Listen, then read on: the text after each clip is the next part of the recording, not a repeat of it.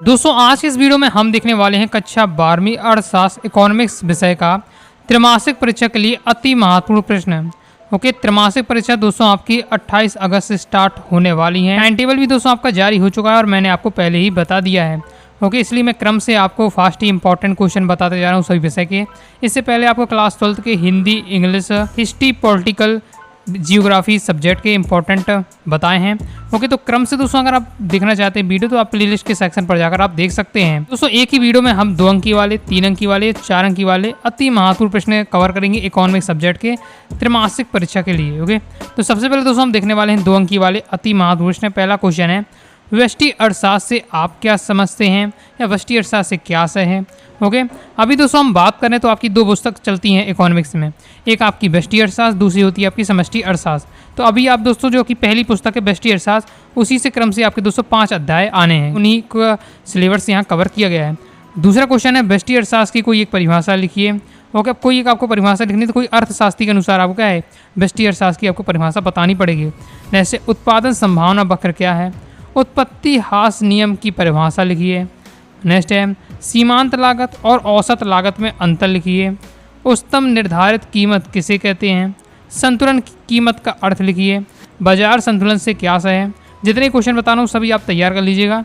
Okay, जब question को आप तैयार करें तो ऐसा नहीं समझना है कि केवल आप त्रैमासिक परीक्षा की तैयारी कर रहे हैं। इसमें दोस्तों आपकी क्या है मेन बोर्ड एग्जाम की भी तैयारी होती जा रही है, क्योंकि बोर्ड एग्जाम में भी सेम यही आपके क्वेश्चन रहते हैं। बहुत सारे जो क्वेश्चन हैं प्रीवियस ईयर पेपर में आ चुके हैं। आगे नेक्स्ट हमारा क्वेश्चन रहने वाला है, कीमत सीमा में मांग आधिक्य की समस्या क्यों उत्पन्न होती है, बजट रेखा क्या है। नेक्स्ट हमारा पूरक वस्तुएं किसे कहते हैं। ओके, तो पूरक वस्तुएं और स्थापन वस्तुएं दोनों आपको तैयार करना है और ऑब्जेक्ट तो यहाँ से आपका आता ही आता है। ओके, तो पूरक वस्तुएं क्या है, स्थापन वस्तुएं क्या है, उदाहरण सहित आपको क्या है समझ लेना है। साथ ही आगे मैं आपको बताऊंगा पूरक वस्तुएं और स्थापन वस्तुओं में अंतर। नेक्स्ट है आपके मांग का नियम क्या है, उपभोक्ता के संतुलन का क्या अर्थ है। और जितने क्वेश्चन हैं 2 नंबर वाले बता रहा हूँ तो बस 2 से 3 लाइन के आंसर आपके रहने वाले हैं। उत्पादन लागत से क्या आशय है। फिर नेक्स्ट है, सीमांत लागत से क्या तात्पर्य है। व्यष्टि अर्थशास्त्र की विशेषताएं लिखिए। बाजार अर्थव्यवस्था किसे कहते हैं। आगे नेक्स्ट हमारा क्वेश्चन है, मांग का अर्थ लिखिए। नेक्स्ट हमारा क्वेश्चन है, मांग का अर्थ लिखिए। मांग की कीमत लोच से क्या समझते हैं। औसत उत्पादन किसे कहते हैं। नेक्स्ट है, कुल परिवर्ती लागत एवं कुल स्थिर लागत में अंतर लिखिए। नेक्स्ट है, हम कब कहते हैं कि बाजार में किसी वस्तु की अधिमांग है के लिए अधिमांग है। अब ये दोस्तों क्वेश्चन 2 टाइप से आता है, जैसे अधिमांग लिखा तो अधिपूर्ति में भी आ जाता है, दोनों में आपको तैयार करके रखना है। तो हम कब कहते हैं कि बाजार में किसी वस्तु की अधिपूर्ति है, तो ये दोनों इस टाइप के क्वेश्चन भी आपको क्या है एमपी बोर्ड एग्जाम 22 में आया था। ओके, तैयार करके रखना है। जैसे कीमत सीमा क्या है, आदर्श हाथ किसे कहते हैं, ये भी इंपॉर्टेंट है, एमपी बोर्ड एग्जाम ये आपका 23 में पूछा गया था। लाभ किसे कहते हैं। नेक्स्ट है, उत्पादन के कोई 2 साधन लिखिए। तो बिल्कुल सिंपल ये आपके क्वेश्चन रहने वाले हैं। जैसे हासमान पैमाने का प्रतिफल का अर्थ लिखिए। सप्राप्ति का अर्थ लिखिए। समान लाभ का अर्थ लिखिए। नेक्स्ट, निम्नतम निर्धारित कीमत क्या है, उदाहरण दीजिए। इसके साथ ही आपको उच्चतम निर्धारित कीमत भी आपको तैयार करके रखना है। नेक्स्ट, श्रम का सीमांत सा प्राप्ति उत्पादन किसे कहते हैं। तो ये दोस्तों आपके कंप्लीट हो जाते हैं 2 अंकी वाले एकदम महत्वपूर्ण सिलेक्टेड क्वेश्चन। अब दोस्तों हम देखने वाले हैं 3 नंबर वाले महत्वपूर्ण। ओके, अगर आपको लग रहा है कि ज़्यादा बता दिए तो इकोनॉमिक्स में तो और कम फिक्स रहता है, अदर सब्जेक्ट में तो फिक्स ही रहता है कि ये क्वेश्चन आ जाएंगे, लेकिन इकोनॉमिक्स में तो और कम आपका फिक्स रहता है। फिर भी मैंने बहुत ज़्यादा सिलेक्टेड के जो आपके हैं क्वेश्चन उन्हें कवर किए हैं। ओके, और भी दोस्तों क्वेश्चन आपको टॉपिक मिलते हैं तो जरूर आपको क्या है इकोनॉमिक्स में पढ़ते जाना है। इकोनॉमिक्स में ज़्यादा फोकस आपको थोड़ा करना पड़ेगा। ओके, 3 नंबर वाले महत्वपूर्ण देख लेते हैं। 3 नंबर में पहला हमारा क्वेश्चन है, बाजार संतुलन की व्याख्या कीजिए। लाभ अधिकतमीकरण की 3 शर्तें लिखिए। बोर्ड एग्जाम में आपका क्वेश्चन आ चुका है, लगातार 2 साल क्वेश्चन आया है आपका। ओके, ये क्वेश्चन। नेक्स्ट है, मांग के नियम का महत्व समझाइए। मांग को निर्धारित करने वाले घटकों को समझाइए। पूर्ति को प्रभावित करने वाले विभिन्न तत्वों का वर्णन कीजिए। नेक्स्ट है, एक पूर्ण प्रतिस्पर्धी बाजार की क्या विशेषताएं हैं। अर्थव्यवस्था की केंद्रीय समस्या क्या है, ये तो इंपॉर्टेंट है, आपको नॉर्मल पता होना चाहिए।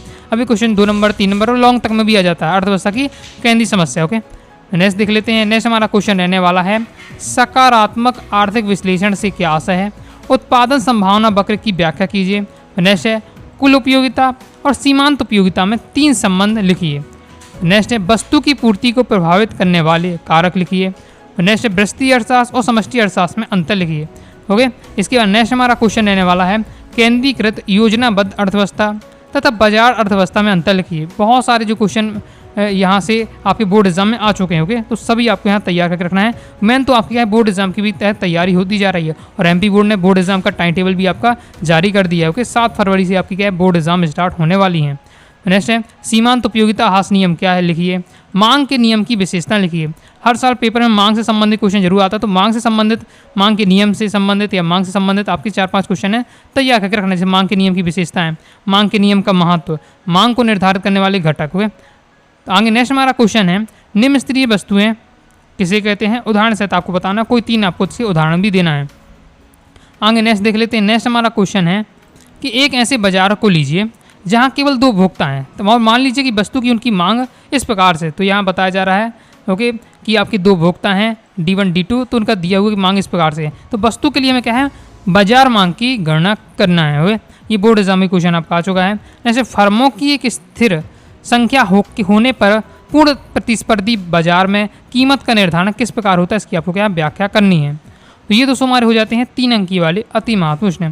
देखिए जितने क्वेश्चन मैं आपको बता रहा हूँ सॉल्यूशन तो देखिए आपको तैयार करना ही पड़ेगा। अब सॉल्यूशन की बात करें तो मैंने कहा है क्लास 12 का जो इकोनॉमिक्स का बैच उसमें मैंने आपको बता दिया होगा, तो क्लास 12 के बैच को जरूर ज्वाइन कर लीजिएगा। ऑल सब्जेक्ट की दोस्तों आपको तैयारी वहाँ आपकी हो जाएगी। ओके, और इकोनॉमिक्स सब्जेक्ट में जितने भी क्वेश्चन हैं आपके सभी के सॉल्यूशन के साथ वहाँ बता दिए गए हैं। जो बैच के विद्यार्थी उन्हें सॉल्यूशन के साथ मिल गया होगा और अभी तक आपने बैच को ज्वाइन नहीं किया है तो ज्वाइन जरूर कर लीजिएगा।